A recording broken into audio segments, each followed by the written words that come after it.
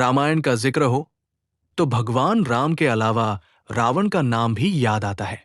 रावण लंका का राजा था और युद्ध में श्री राम ने उसका वध कर दिया था। लंकापति रावण महाज्ञानी पंडित था। रावण के अंदर सत्व, रज और तम तीनों ही गुण विद्यमान थे। उसमें तमोगुण सबसे अधिक और सत्व गुण सबसे कम था। वाल्मीकि रामायण के अनुसार रावण पुलत्स्य मुनि के पुत्र महर्षि विश्रवा और राक्षसी कैकसी का पुत्र था। ऐसा माना जाता है कि उसका जन्म 3 श्राप के कारण हुआ था। एक श्राप संकादिक बाल ब्राह्मणों ने दिया था। इसी तरह अलग अलग जगह 2 श्राप का और भी जिक्र मिलता है। तो आइए सबसे पहले जानते हैं रावण के जन्म के पीछे का रहस्य और एक ब्राह्मण पुत्र होने बाद भी रावण में राक्षसत्व वाले गुण कैसे आए। वाल्मीकि रामायण के अनुसार पौराणिक काल में माली, सुमाली और मलेवन नाम के 3 क्रूर दैत्य भाई हुआ करते थे। इन तीनों ने ब्रह्मा जी की घोर तपस्या की, जिससे प्रसन्न होकर ब्रह्मा जी ने उन्हें बलशाली होने का वरदान दिया। वरदान मिलते ही तीनों स्वर्गलोक, पृथ्वीलोक और पाताल लोक में देवताओं सहित ऋषि मुनियों और मनुष्यों पर अत्याचार करने लगे। इनका अत्याचार जब काफी बढ़ गया तब ऋषि मुनि और देवतागण भगवान विष्णु के पास गए और उनसे तीनों दैत्य भाइयों के अत्याचार की व्यथा सुनाई। इस पर भगवान विष्णु ने कहा कि मैं इन दुष्ट राक्षसों का अवश्य विनाश करूंगा। उधर ये बात जब माली, सुमाली और मलेवन ने सुनी तो उन्होंने अपनी सेना को लेकर इंद्रलोक पर आक्रमण कर दिया। इस पर भगवान विष्णु इंद्रलोक आकर राक्षसों का नरसंहार करने लगे। भगवान विष्णु रण क्षेत्र में आने के कुछ क्षण बाद ही सेनापति माली सहित बहुत से राक्षस मारे गए और शेष लंका की ओर भाग गए। उसके बाद शेष बचे हुए राक्षस सुमाली के नेतृत्व में लंका को त्याग कर पाताल में जा बसे। बहुत दिनों तक सुमाली और मलेवन अपने परिवार के साथ पाताल में ही छुपा रहा। एक दिन उसने सोचा कि हम राक्षसों को देवताओं के भय से यहाँ कितने दिनों तक छुपकर रहना पड़ेगा। ऐसे में कौन सा उपाय किया जाए जिससे देवताओं पर विजय प्राप्त की जाए। कुछ क्षण बाद उसे कुबेर का ध्यान आया। तब उसके मन में ये विचार आया कि क्यों न वो अपनी पुत्री का विवाह ऋषि विश्रवा से कर दे, जिससे उसे कुबेर जैसे तेजस्वी पुत्र की प्राप्ति आसानी से हो जाएगी। इस पर सुमाली अपनी पुत्री कैकसी के पास पहुंचा और बोला है, पुत्री तुम विवाह के योग्य हो चुकी हो, परंतु मेरे भय की वजह से कोई तुम्हारा हाथ मांगने मेरे पास नहीं आता। इसलिए राक्षस वंश के कल्याण के लिए मैं चाहता हूं कि तुम परम पराक्रमी महर्षि विश्रवा के पास जाकर उनसे विवाह करो और पुत्र प्राप्त करो। राक्षसी होते हुए भी कैकसी एक धर्मपरायण स्त्री थी। इसके चलते उसने अपने पिता की इच्छा को पूरा करना अपना धर्म माना और विवाह के लिए स्वीकृति दे दी। इसके बाद कैकसी महर्षि विश्रवा से मिलने पाताल लोक से पृथ्वीलोक चल पड़ी। महर्षि विश्रवा के आश्रम तक आते आते कैकसी को शाम हो चुकी थी। आश्रम पहुंचकर कैकसी ने सबसे पहले महर्षि का चरण वंदन किया और फिर मन की इच्छा बतलाई। इस पर महर्षि विश्रवा ने कहा, हे भद्रे, मैं तेरी ये अभिलाषा पूर्ण कर दूंगा, किंतु तुम कुबेला में मेरे पास आए हो। अत मेरे पुत्र क्रूर कर्म करने वाले होंगे। उन राक्षसों की सूरत भी भयानक होगी। महर्षि विश्रवा के वचन सुन कैकसी उनको प्रणाम कर बोली, आप जैसे ब्राह्मणवादी दौर मैं ऐसे दुराचारी पुत्रों की उत्पत्ति नहीं चाहती। अतः आप मेरे ऊपर कृपा करें। तब महर्षि ने कैकसी से कहा कि तुम्हारा तीसरा पुत्र मेरी ही तरह धर्मात्मा होगा। महर्षि से विवाह के पश्चात कैकसी ने वीभत्स राक्षस रूपी पुत्र को जन्म दिया, जिसके 10 सिर थे। उसके शरीर का रंग काला और आकार पहाड़ के समान था। इसलिए महर्षि विश्रवा ने कैकसी के सबसे बड़े पुत्र का नाम दशग्रीव रखा, जो बाद में रावण के नाम से तीनों लोकों में जाना गया। उसके बाद कैकसी के गर्भ से कुंभकर्ण का जन्म हुआ। उसके समान लंबा चौड़ा दूसरा कोई प्राणी न था।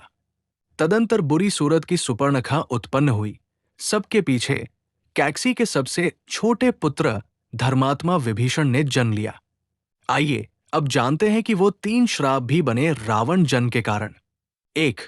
संकादिक बाल ब्राह्मणों के श्राप से हुआ रावण का जन्म। ऐसा माना जाता है कि रावण और उसका भाई कुंभकर्ण पूर्व जन्म में भगवान विष्णु के द्वारपाल जय विजय थे। एक समय की बात है, बाल ब्राह्मण वैकुंठ जाने के लिए प्रवेश द्वार पहुंचे, जहां जय विजय पहले से ही मौजूद थे। बाल ब्राह्मणों ने अंदर जाने की मंशा जाहिर की, तो जय विजय ने उन्हें जाने से रोक दिया। इसी से नाखुश बाल ब्राह्मणों ने दोनों को मृत्युलोक में जन्म लेने का श्राप दे दिया। जब जय विजय ने इस श्राप से मुक्ति का मार्ग पूछा तो ब्राह्मणों ने भगवान विष्णु की ओर इशारा कर दिया। 2. नारद मोह भी बना रावण जन्म का कारण। मान्यताओं के मुताबिक एक बार नारद मुनि को अहंकार हो गया कि वो माया को जीत चुके हैं। भगवान विष्णु उनके अहंकार को समझ गए। उन्होंने माया से एक नगर बनाया। नारद मुनि माया के प्रभाव में उस नगर में पहुंच गए और वहां के राजा से मिले। राजा ने मुनि को अपनी क्या का हाथ दिखाया और विवाह योग्य वर के बारे में पूछा। कन्या को देखते ही नारद मुनि उस पर मोहित हो गए। नारद मुनि ने राजा से कहा कि कन्या का स्वयंवर रचाइए, योग्य वर मिल जाएगा। इतना कहकर नारद वैकुंठ पहुंचे और मन की बात बताई। उन्होंने कहा कि प्रभु, संसार में आपसे सुंदर कोई नहीं है। मुझे हरिमुख यानी आप अपना रूप दे दीजिए। भगवान ने फिर पूछा, क्या दे दूं? नारद बोले, हरिमुख। प्रभु, हरिमुख। संस्कृत में हरि का एक अर्थ बंदर भी होता है। माया रच रहे भगवान विष्णु ने नारद मुनि को बंदर बना दिया। नारद जी यही रूप लेकर स्वयंवर गए। वहां शिवजी ने विष्णु जी के कहने पर अपने 2 गणों को भेज रखा था। स्वयंवर में नारद मुनि उछल कर अपनी गर्दन आगे कर रहे थे कि कन्या उन्हें देखे और उनके गले में वरमाला डाल दे। उनकी ये हरकत देख कन्या हंस पर और शिवजी के भेष बदलकर पहुंचे गणों ने भी उनका उपहास उड़ाना शुरू कर दिया। कहने लगे, कन्या को देखकर बंदर भी स्वयंवर के लिए आ गए हैं। अपना मजाक उड़ता देख नारद ने दोनों को श्राप दिया कि तुमने मुझे बंदर कहा, जाओ तुम लोगों को मृत्युलोक में बंदर ही सबक सिखाएंगे। शिवजी के ये दोनों गण रावण और कुंभकर्ण बने। इसके बाद नारद ने देखा कि कन्या ने जिसके गले में वरमाला डाली वो खुद ही श्रीहरि है।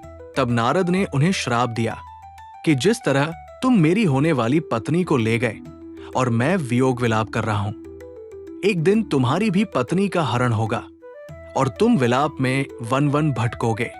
इस तरह राम और रावण का जन्म होना तय हो गया। 3. प्रताप भानु के कारण रावण बना राक्षस। सतयुग के अंत में एक राजा हुआ करते थे प्रताप भानु। वो एक बार जंगल में राह भटक गए और एक कपटी मुनि के आश्रम में पहुंच गए। ये कपटी प्रताप भानु के द्वारा ही हराया हुआ एक राजा था। उसने राजा को पहचान लिया, लेकिन प्रताप भानु कपटी मुनि की असलियत नहीं पहचान पाया। इस तरह मुनि ने राजा की ऐसी बातें बताई जो सिर्फ उसके जानने वाले ही जानते थे। इससे राजा को लगा कि ये कोई सिद्ध पुरुष है। राजा ने उससे चक्रवर्ती होने का उपाय पूछा। कपटी मुनि ने कहा कि 3 दिन बाद ब्राह्मणों को भोजन कराओ और उन्हें प्रसन्न कर लो। उनके आशीष से ही तुम चक्रवर्ती बनोगे। ब्राह्मणों का भोजन बनाने मैं खुद आऊंगा। 3 दिन बाद वो कपटी मुनि पहुंचा। राजा ने 1 लाख ब्राह्मणों को भोजन पर बुलाया था। जैसे ही भोजन परोसा जाने लगा, उसी समय आकाशवाणी हुई कि भोजन में मांस मिला हुआ है, ये अभक्ष्य है। प्रताप भानु से नाराज ब्राह्मणों ने उसे कुटुंब समेत राक्षस हो जाने का श्राप दिया। यही प्रताप भानु रावण बना, उसका भाई कुंभकर्ण बना और प्रताप भानु का मंत्री वरुरुचि विभीषण बनकर जन्मा। विभीषण को सिर्फ राक्षस कुल में जन्म लेने का श्राप था, इसलिए वो राक्षस होकर भी धर्मपरायण था। रावण के जन्म का ये संपूर्ण रहस्य था।